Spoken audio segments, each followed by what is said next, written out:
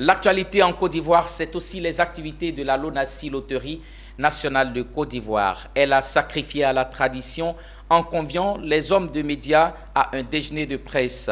Des représentants des organisations professionnelles de médias, des patrons de presse, des journalistes ont répondu présents à l'invitation de M. Dramane Coulibaly, directeur général de la LONASI.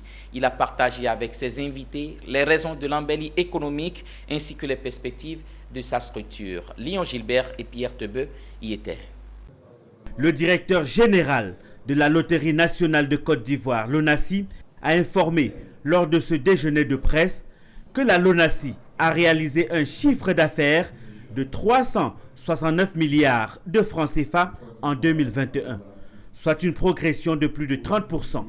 Il a félicité ses collaborateurs qui ont réussi à hisser la société sur le podium des meilleures entreprises publiques en 2019, 2020 et 2021.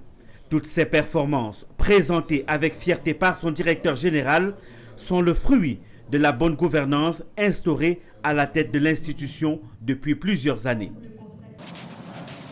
Mais il est bon de rappeler que l'année précédente, nous avions glané le super prix en occupant la première place après avoir occupé la troisième place en 2019.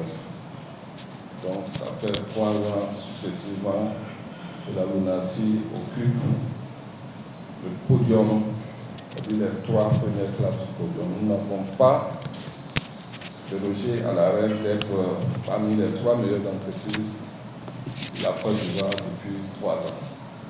Donc derrière ce progrès que je viens d'évoquer, il y a du travail, beaucoup de travail.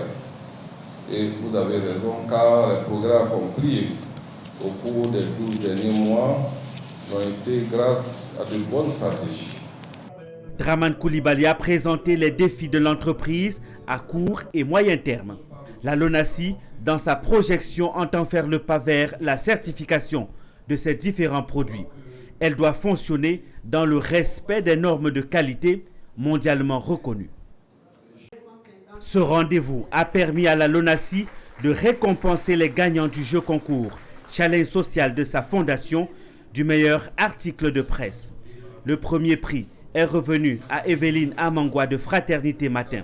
En plus d'un trophée, elle a reçu la somme de 1 500 000 francs CFA. Raphaël Tano de Nord-Sud et Bassolé Simon de l'AIP, agence ivoirienne de presse, ont complété le podium.